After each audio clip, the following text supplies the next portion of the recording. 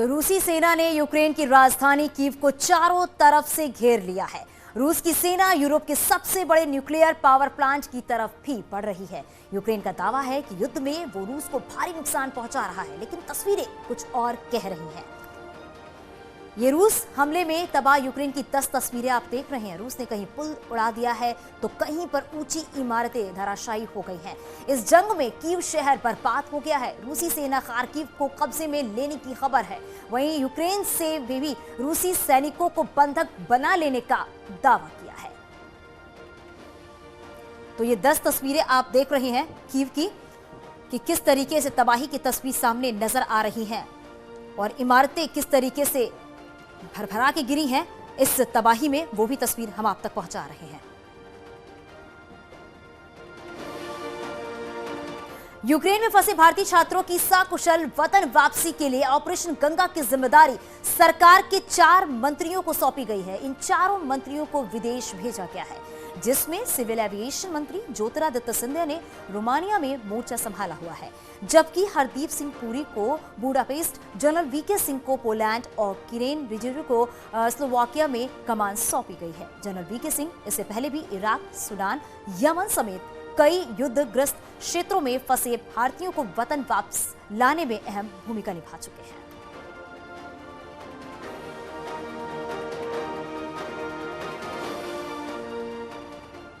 भारत सरकार ने यूक्रेन में फंसे छात्रों को वहां से सुरक्षित निकालने के लिए ऑपरेशन गंगा शुरू किया है।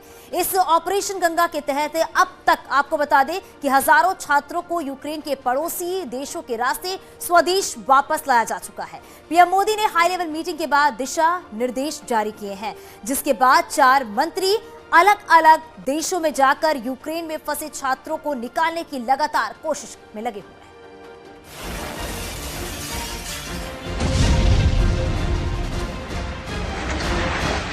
यूक्रेन और रूस के बीच युद्ध का आज 8वां दिन है। दोनों ओर से हमले जारी हैं और इन हमलों के बीच भारत अपने नागरिकों को बचाने में जुटा है। पीएम मोदी यूक्रेन संकट को लेकर लगातार हाई लेवल मीटिंग कर रही हैं। भारतीयों को यूक्रेन से निकालने के लिए मोदी सरकार ने प्लान बनाया है, जिसमें 4 मंत्रियों को यूक्रेन के पड़ोसी देशों में भेजा गया है। केंद्रीय मंत्री हरदीप सिंह पुरी, ज्योतिरादित्य सिंधिया, किरेन रिजिजू और वीके सिंह छात्रों की मदद के लिए यूक्रेन के पड़ोसी देशों में भेजा गया है। पहले एयर इंडिया के विमान के जरिए 1300 से ज्यादा लोगों को भारत लाया गया, लेकिन अब वायुसेना ग्लोब मास्टर के जरिए आज 800 से ज्यादा यूक्रेन में फंसे छात्रों को निकाल कर लाई है। ग्लोब मास्टर में भरकर आए छात्रों को गाजियाबाद के हिंडन एयरपोर्ट पर उतारा गया। अब तक 3 ग्लोब मास्टर से सैकड़ों भारतीय नागरिक अपने देश लौटे हैं। एडवाइजरी जारी होने के बाद बड़ी संख्या में छात्र कीव और खार्किव शहर छोड़कर यूक्रेन के बाहर आ गए थे और भारतीय अधिकारियों की मदद से हिंदुस्तान पहुंच रहे हैं। यूक्रेन से लौटे भारतीय छात्रों ने सरकार का आभार जताया है। अच्छा लग रहा है, बहुत अच्छा लग रहा है। इतना लंबा सफर, लगभग 2 दिन का सफर हो गया और उसके बाद ठीक ही लग रहा है, अच्छा लग रहा है। मैं गवर्नमेंट को बहुत थैंक यू बोलना चाहती हूँ। अगर हमारी गवर्नमेंट नहीं होती तो ये कभी पॉसिबल नहीं हो पाता। हमारी गवर्नमेंट ने सबसे पहले एक्शन लिया था इंडियन स्टूडेंट्स को इवैक्यूएट करने का। फिर हमारी गवर्नमेंट को देख के जो हमारे इंटरनेशनल फ्रेंड्स थे वो भी बोल रहे थे कि यार तुम्हारी गवर्नमेंट कितनी अच्छी है। फिर सभी की गवर्नमेंट ने एक्शन लेना शुरू किया। रोमानिया पहुंचे केंद्रीय सिविल एविएशन मंत्री ज्योतिरादित्य सिंधिया ने बताया कि सरकार की प्राथमिकता सभी बच्चों को सुरक्षित तरीके से अपने देश लाने की है। इसके लिए युद्ध स्तर पर काम किया जा रहा है। हमारा पूरी तरह से हमारा शासन, हमारी सरकार इस कर्तव्य पर डटी हुई थी। हमारी कोशिश थी परसों से जब हम लोग यहाँ पहुंचे हैं कि जल्द से जल्द फ्लाइट्स का इंतज़ाम हो ताकि हम अपने बच्चों को वापस घर पहुंचा पाएं। कल बुकारेस्ट से 6 फ्लाइट्स निकली हैं। करीब 1300 बच्चे वापस घर के लिए रवाना हुए हैं और उन 6 फ्लाइट्स में से 2 flights C-17 globe master Indian air force की रही हैं। आज बुकारेस्ट में 8 फ्लाइट्स आने वाली हैं, तो मतलब करीब 1800 बच्चे आज बुकारेस्ट से रवाना होंगे। यूक्रेन के अंदर फंसे हुए भारतीय छात्रों को केंद्र सरकार लगातार ऑपरेशन गंगा के तहत एयरलिफ्ट करा रही है। इसी कड़ी में उत्तराखंड के भी 4 छात्र यूक्रेन से वापस लौटे हैं। उनका स्वागत खुद उत्तराखंड सरकार में मंत्री गणेश जोशी ने किया। इन सभी विषयों पर उत्तराखंड सरकार के मंत्री गणेश जोशी ने बताया कि आखिर किस तरीके से केंद्र सरकार यूक्रेन में फंसे भारतीय बच्चों को वापस ला रही है। साथ ही उत्तराखंड सरकार की तरफ से वहां से वापस लौटे बच्चों को उनके घरों तक पहुंचाने का विशेष इंतजाम किया गया है।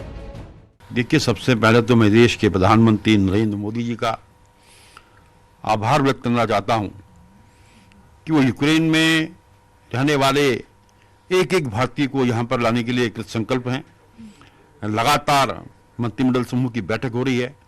4 केंद्रीय मंत्रियों को 4 बॉर्डर्स पर भेजा गया है, जहां एयरलाइंस इनको लाने का काम कर रही है। वहीं भारत की वायुसेना को भी इस काम पे लगाया गया है। लगभग 7,000 से लगभग बच्चों को अभी तक हम ला चुके हैं। 266 बच्चे हमारे उत्तराखंड के भी इसमें थे, जिसमें से 60 के करीब बच्चे यहां पर आ चुके हैं। उत्तराखंड के रहने वाले 4 छात्र जो कि यूक्रेन से वापस आए हैं, वापस आए छात्रों के चेहरे पर घर वापसी की खुशी अलग ही दिख रही है। गवर्नमेंट अच्छा काम कर रही है, बट हमें दुख इस बात का है कि हमारे बहुत से फ्रेंड अभी भी कीव और खार्किव में फंसे हैं, जिनके पेरेंट्स बहुत ज़्यादा नर्वस हैं। तो हम चाहते हैं कि गवर्नमेंट उनको जल्द से जल्द वहाँ से निकाले, इवैक्यूएट करें जल्दी से, क्योंकि खार्किव की सिचुएशन दिन ब दिन खराब होती जा रही है। यूक्रेन से आई एक मेडिकल स्टूडेंट के साथ उसकी डॉगी भी आई। ये भी एक इंसानियत है। यूक्रेन की हालत में अपने पालतू जानवर को छोड़ना इस मेडिकल की स्टूडेंट ने उचित नहीं समझा और अपने साथ स्पेशल विमान में बैठा लिया। अब इस छात्रा की हर जगह तारीफ हो रही है। Bureau report, news 18। मोदी सरकार यूक्रेन में फंसे छात्रों को निकालने में जुटी है। इसको लेकर आज दिल्ली में एक बैठक हुई, जिसमें राहुल गांधी भी शामिल हुए। इस बैठक से जुड़ी कुछ तस्वीर बीजेपी नेता शहजाद जय हिंद ने शेयर की है और राहुल गांधी पर निशाना साधा। उन्होंने ट्विटर पर लिखा है कि आज यूक्रेन में विदेश मंत्रालय की सलाहकार समिति की बैठक हुई। भारत की प्राथमिकता है कि कोई भी भारतीय पीछे न रहे, लेकिन राहुल की प्राथमिकता है कोई व्हाट्सएप फॉरवर्ड पढ़ना बाकी न रह जाए।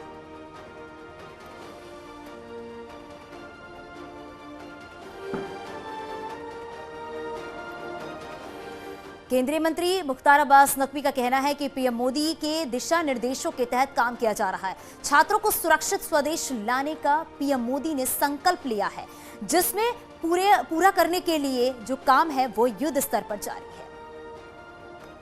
आज एक संकट का समय है, एक बहुत ही ऐसा समय है जो हमारी प्राथमिकता है कि मेरे हिंदुस्तान के जो लोग हैं वहाँ, वो सभी लोग सुरक्षित वापस आ सकें।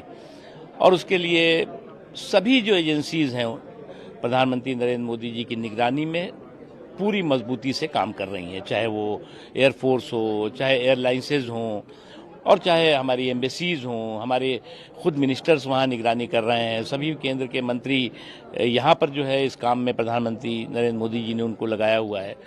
और हमें इस बात का बहुत बड़ा एक संकट है